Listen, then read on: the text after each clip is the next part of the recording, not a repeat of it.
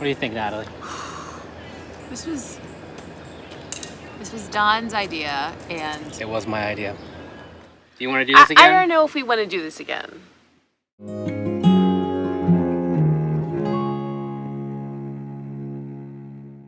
Hey guys, welcome back to our little homestead on our little mountain.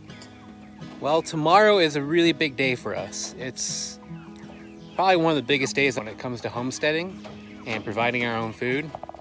These guys down here are going to be butchered tomorrow. It's kind of a big deal, providing your own meat for your family. I don't know, it's a little sombering. I don't feel bad about it per se, but it's not something like you get it super excited about.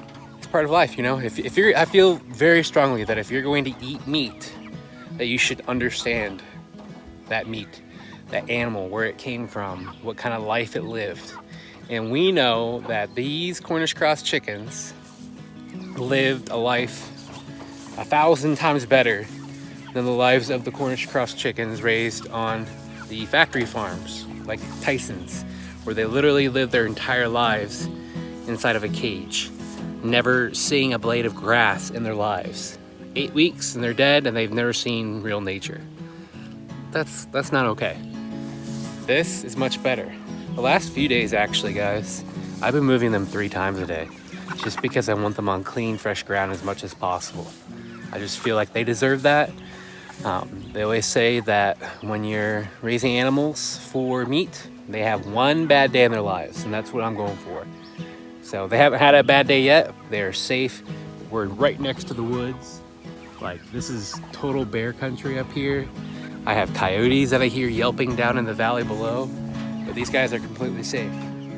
This is their last meal. When you're butchering animals, especially these chickens, and you want their crop to be empty when you butcher them, and ideally you don't want a lot of food inside them anyhow. We are 24 hours away from butchering. From here on out, they won't get any more of the feed, but they will get moved to fresh grass. I'll keep them on fresh grass up until the time I take them out of here to the butchering setup.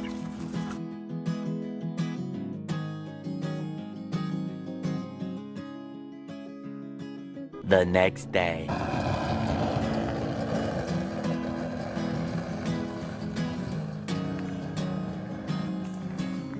All right, it's the big day. Time to butcher 24 Cornish cross meat birds for the first time. I got the scalding water started to heat up, and I'm gonna head into town, get our cooler full of ice so we have ice water for the day's events. All right, got the apron on. I just rewatched my Joel Salatin chicken butchering video, and we are all set up and ready to go, right? Joe Salatin? Joel Salatin. Oh, how's Joel Salatin. I am having a hard time with this kind of budget turkey fryer, trying to get the temperature right. It's a little high right now, so we need to wait a few minutes for that temperature to come down. Everything's set up. We got our chicken plucker here, Yardbird chicken plucker. This is, you can buy it online as like a fish cleaning table, but it's got the sink that comes with it, and a little sprayer, spray out the inside of the chicken. We got another table over here. We've got that first ice chest there for like a little pink bath is what people call it. And then this will be another ice chest just for them to rest in before we bag them. So we are set up in our tent, ready to go. It's time to go grab the first chicken. And here they are. They're one bad day. They've made their big trip around our yard. Got 12 in this chicken tractor and 12 in that one. They all look healthy, strong, and big. 1 hour later. All right, so real talk, we've finished 4 birds out of 24. What do you think, Natalie? This was Don's idea, and It was my idea. It's not going like it goes like on YouTube, on the movies. my side of things is going just fine. Yeah, Natalie's getting great. She's I'm- doing the eviscerating. And it's going fine. It's just, it's kind of gross, but it's going fine. And I'm doing the dispatching, scalding, and the plucking machine, dropping it in there. The last bird I let scald too long, and when I put it in the plucker, the skin tore on it, and I'm definitely no expert after 4 birds. Also having some issues. The dispatching process, the kill cone that we have is a little bit too big. It's a medium size. So I think we need a small size that'll help hug it tighter and keep it in place and just make the process easier. We're just taking a quick break. We turned on some music and brought out a fan just to try to make our lives a little bit better out here. I think I'm a vegetarian now. I don't know. We said we're definitely not eating chicken today, but we actually had chicken for breakfast. So It's making us be more honest about where our meat comes from. That's for totally. sure. All right, that's enough for our break. We're gonna get back to it. We'll see you when we're finished. 3 hours later. All right, so it is now 3 o'clock, same day. I got my first chicken from the tractors at 10 o'clock this morning. So 5 hours with a little bit of a break for lunch in there. We are rookies and never done this before. The first 10 birds were super slow, but now we've got our system down. I'm about to grab the very last one. You're the lone survivor for now. All right, so we're down to the very last bird. This is a very pretty looking one. I did the really fancy little tucking in the legs. Nice and neat. Very nice. But we're gonna bag this up and we're actually gonna weigh it. We haven't weighed the other ones yet, but I just wanted to weigh this on camera just to kind of see what we're getting into. So these are the Texas Poultry shrink bags. So I believe this is like a medium size, and this bird feels pretty snug in there already. Take a little straw, stick that in, a little zip tie, a little twisty twist, and then we take it over to the water. So the water is supposed to be between 180 and 200 for this, and obviously the heat is shrinking down the plastic in the bag. And the air is coming out the straw. The air is coming out the straw, yep. And you pull out the straw and pull the zip tie tight. All right, let's see how much it weighs.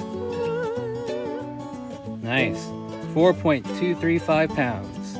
So 4 and almost a quarter. Very good. So we have 24 Cornish cross meat chickens in here. Nice. We're gonna let these stay in this cooler with the ice bath overnight, and then tomorrow evening we will put them in the freezer inside of our house. All right, we did it. We're done. 24 birds. Yeah, Processed and packaged. It was a day. it was a day and a half. You know, everybody's butchering the chickens right now. All the homesteading friends of ours online are butchering, so it's like everybody's in the same kind of boat right now. And they're all like, yeah, from like 8 o'clock in the morning till 1. And we're like, yeah, we can do that too. And it took us 5.5 hours for 24 birds.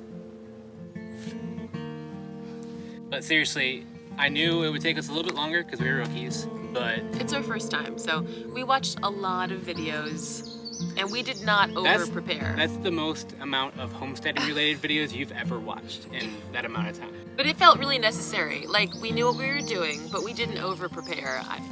I was glad that we had watched all those videos to get ready. Totally.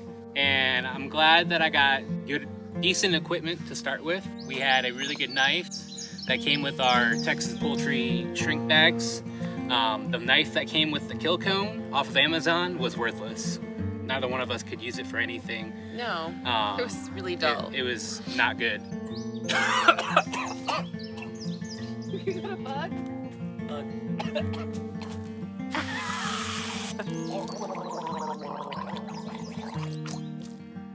You okay there? Don't put it on camera. I think it went down my throat. I'm just gonna swallow it now. All right, anyhow, I might have just swallowed a bug on camera. What was I saying?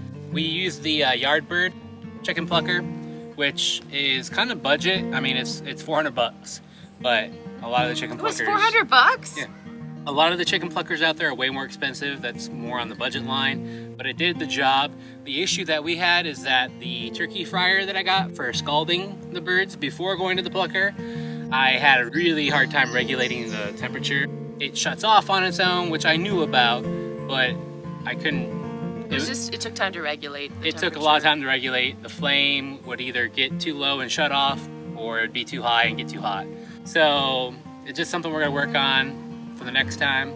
Speaking of next time, do you want to do this again? I don't know if we want to do this again. I don't know. Maybe I in think a we few need months time. we can try one more time. It was rough. It was gruesome. Yeah, I was smart and I made sure that the kill cone was mounted on a tree, not in Natalie's line of sight, but she still heard the things happening behind her. And It was kind of traumatic, and then the actual evisceration was disgusting. but you were really good at it, and I'm proud of you. I was really good at it. I did great. She comes from a long line of butchers. Seriously. My granddad is a chef, and then that's on my mom's side, and then on my dad's side, my family in Buffalo, New York, they were butchers. So I know what I'm doing. It's just disgusting, and it's just not fun. It makes you confront your meat eating habit. Totally. But we haven't tasted it yet, so maybe it's super delicious. I don't know. I think when we taste it, we're gonna cook it this weekend, our first birds. I think it's gonna be absolutely delicious, and we'll be like, yeah, we should do that again. But we need time. Thanks for watching and hearing our thoughts. First time butchering chickens. See you guys in the next one.